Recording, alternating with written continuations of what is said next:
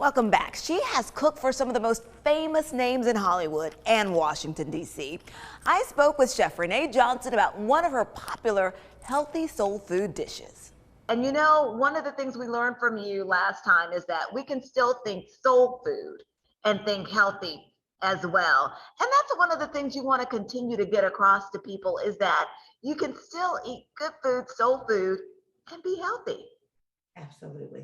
I want to make sure that people know that soul food and healthy can still be good and you can keep the soul. That's the important part. Well, I was going to say, you know, that's the thing. You think when we think soul food, we know what we're that taste that we're looking for. And you say that we can still do that, even if we cut out some things and put some other things, and you're going to tell us all about that. So tell us about why you're so passionate, though, about this heart healthy movement when it comes to soul food. Well, one of the things that made me so passionate about it is that I'm a caterer and I have to feed, from 50 people to 2,500 people, and everybody is really taking responsibility for their health these days. So what was happening is that I was starting to get requests for vegan soul food, but they were putting my vegan people on the other side.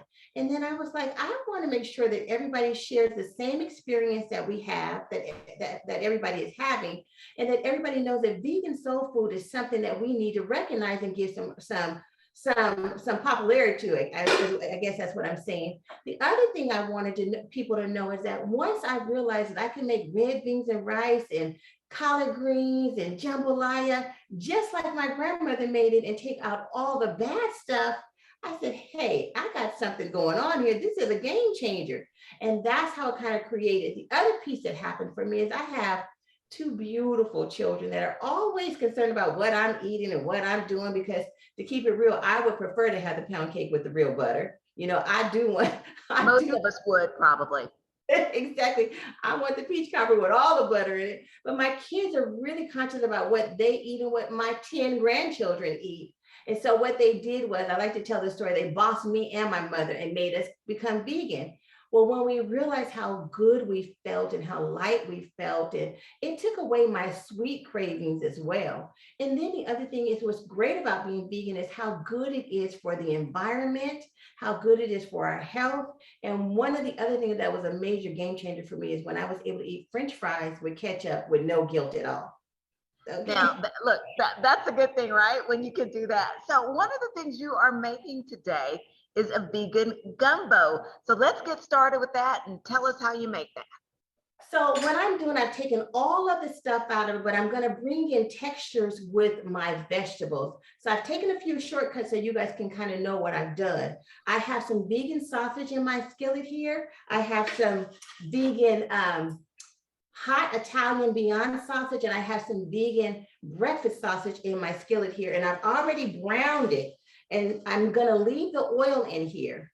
And then what I'm going to do is I'm going to add all my vegetables. And I wanted you guys to notice I have a lot of vegetables here. I have I have my Holy Trinity, which is my onions, my bell pepper, and my celery. And then I have something that's really beautiful. I have some fennel here.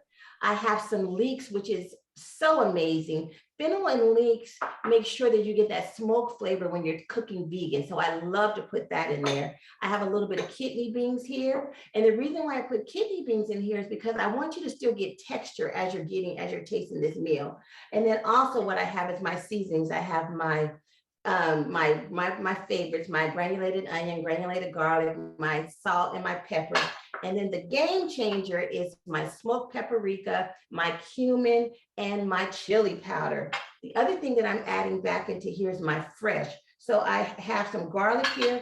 I got some sage and a bay leaf. All of those things are important, and they're the reason why we do gumbo. Those are all necessary, even if we were to do this with traditional, by adding our traditional sausage and our shrimp and our chicken. And, my grandmother used to put a pork shank in hers to give it that smoke. So I'm going to do all of that, but without all the other stuff. My stove is not getting hot. So what I'm going to do is I'm going to take my sausage and I'm going to transfer it to a bowl. And then what I'm going to do is use the same fat here, and I'm going to add my vegetables, my Holy Trinity, which is my onion and bell pepper and celery.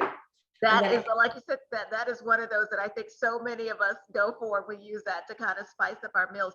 Now, so what you're doing, you're sauteing those vegetables. I'm sauteing all of these vegetables, my leeks.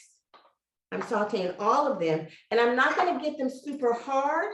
And I have an example of what I want them to look like right here, already done, because my good thing, because my stove is not getting hot for me. I'm going to transfer this out, but right, I'm sauteing my vegetables, and this is what I want your vegetables to look like. They're not really hard, really soft. I just took the color out of them. And then what I'm going to do is I'm going to add that back into the sausage, and I'm going to set this aside. So the next thing I'm going to do is I'm going to make my roux, and I have some roux already made so you guys can see what it looks like.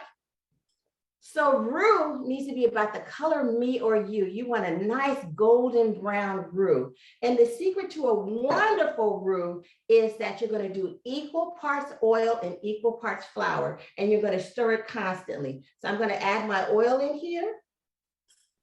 I'm going to add my flour in here. And I'm going to stir this, and you got to stir it constantly because it will burn, because you do want it to get nice and dark and brown.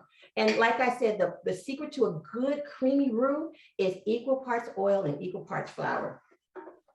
Remember that, equal parts oil, equal parts flour. You're going to stir it until it's going to get kind of frothy. Okay. It's going to get frothy as you're doing it, and then it'll start browning. And it doesn't take long for it to brown. And then what you're going to have. So it takes what, maybe a few minutes to brown, or? I would say it's going to take maybe about 5 minutes to brown, and it'll burn really quickly. So that's why it's important that you stir constantly. Okay. And then the next thing we're going to do is we're going to take this. I'm going to leave that there and let it cook. And I have some here that I already kind of have done. But what you're going to do is I have 3 quarts of water in this pot. And what I also did, this is key right here, is your bay leaf. I warmed up my water earlier. I dropped my bay leaf in the water. And then what I'm going to do is I'm going to add my already cooked roux. Let me show you guys the final. And what we did is I topped it with a fried tofu, which is like a mock shrimp. And I fried that just like you would with cornmeal and pepper and paprika and salt and pepper. And that's how I would serve this dish.